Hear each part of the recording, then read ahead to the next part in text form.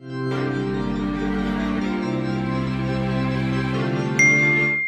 to Module 5, Posting Part 2. This will be a continuation of the first module of posting where we discussed a lot of the tools and features that are built into the app to allow you to post easier, more effectively, and make more creative content. Now we're going to get into what matters.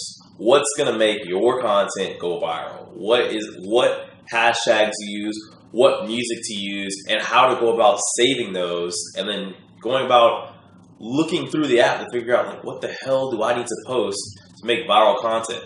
And so pay attention, per usual, because we're going to get into some nitty gritty here. So off the bat, finding trending hashtags and challenges on Discover pages. So we're going to start with hashtags. So you look in the app, as we are now, and you go to the Discover tab in the bottom left-hand corner.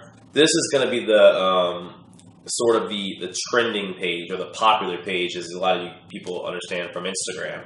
And this is where you're going to find all the trending hashtags, including some that are sponsored. You see some company-sponsored hashtags as well, which don't ignore those, because those are getting pushed by TikTok just as much as the actual popular hashtags. So don't ignore those hashtags.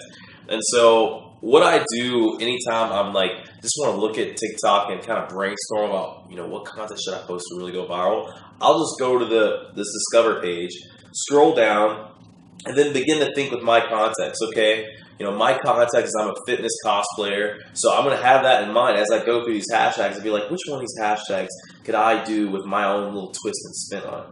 So I'll go through, for example, Team Trees.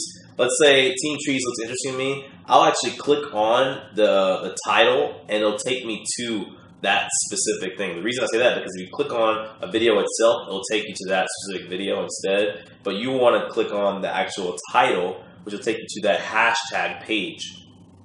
And then here you'll be able to see the hashtags, all the people that use the hashtag in order of popularity.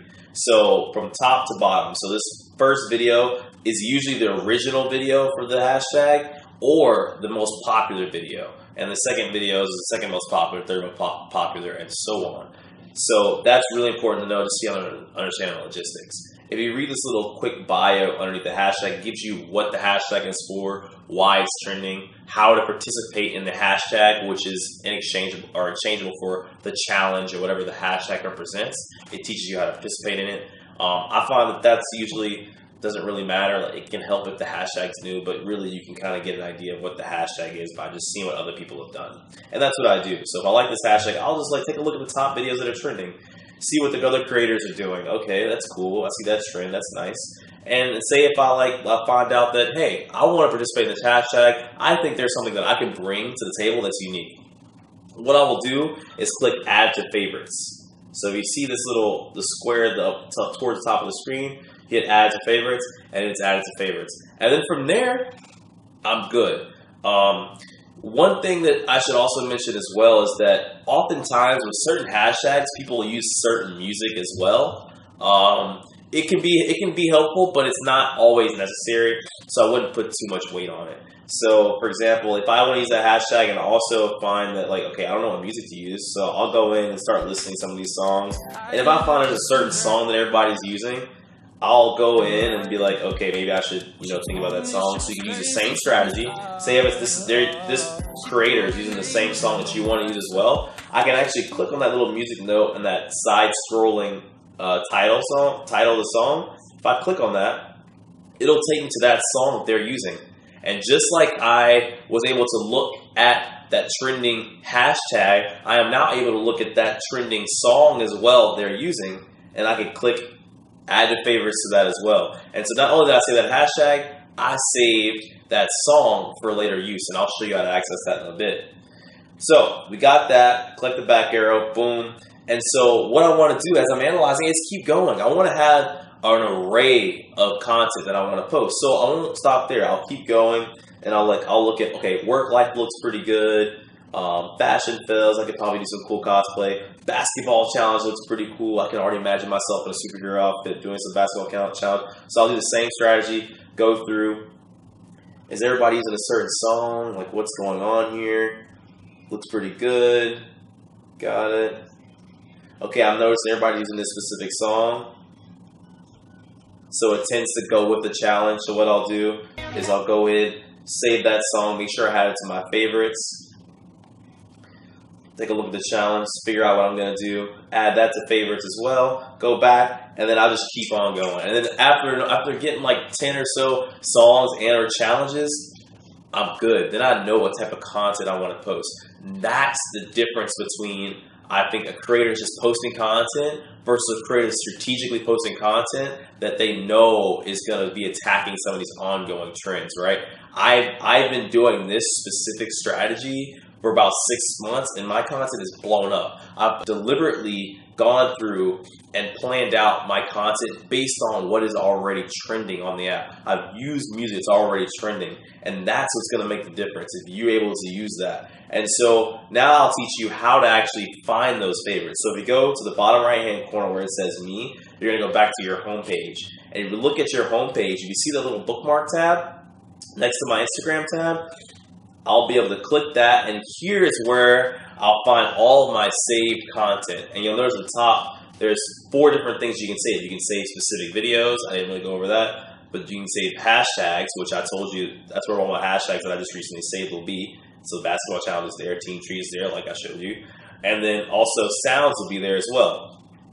And so this is really cool because now if I want to upload a video to this sound, all I have to do is click on it, or hashtag, either way.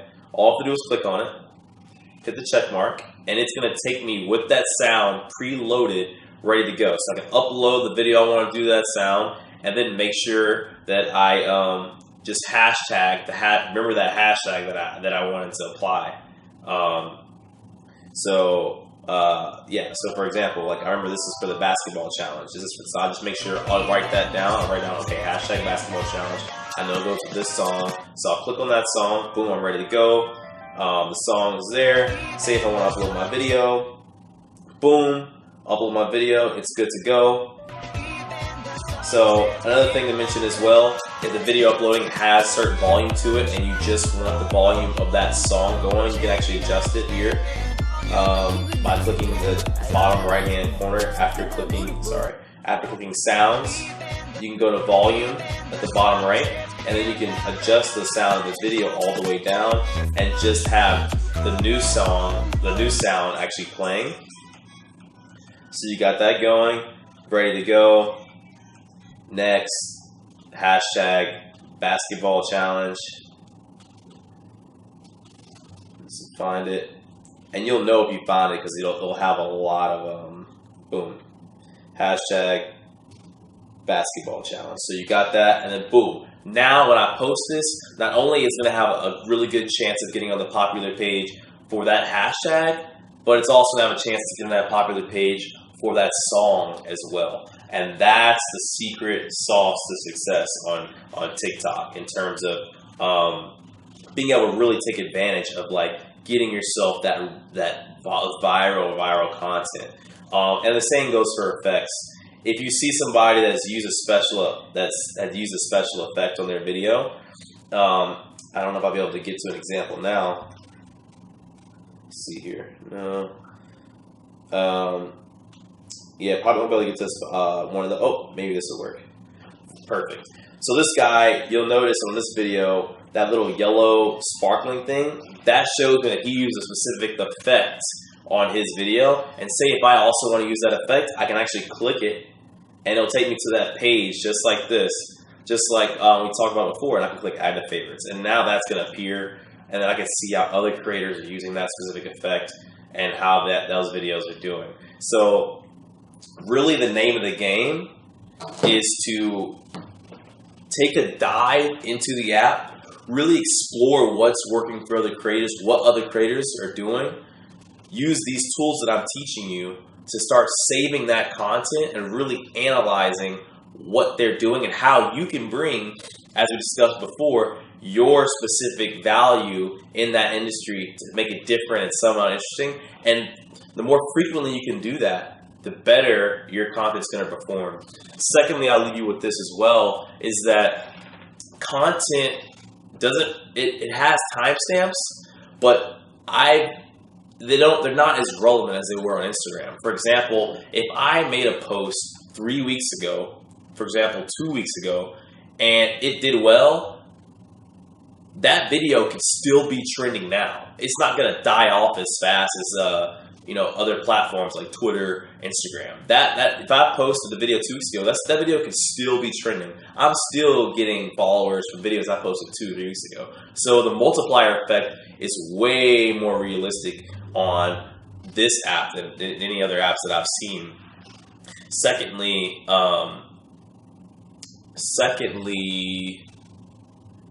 what do I want to say?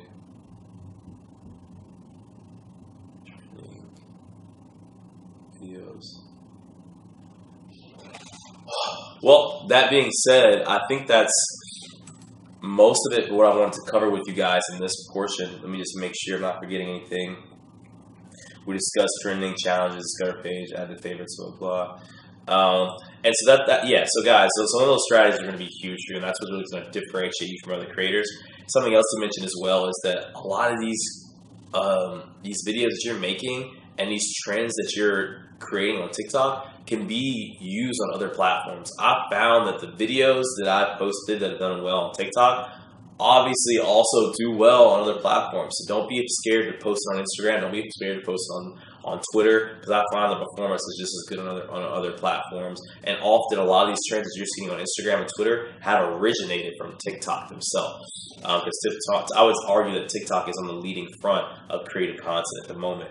That being said, I hope this module gave you guys a lot of value. If you have any questions about this module or want me to elaborate on anything specifically, let me know, because I want you guys to get a ton of value. If you can actually execute these things and not judge yourself for what you're posting and really just put out content, just keep putting out content, you will have results, because this is like the biggest platform for organic reach. That being said, stay tuned for our next module, which is going to be on monetizing, brand deals, influencer campaigns, and how to make money on live.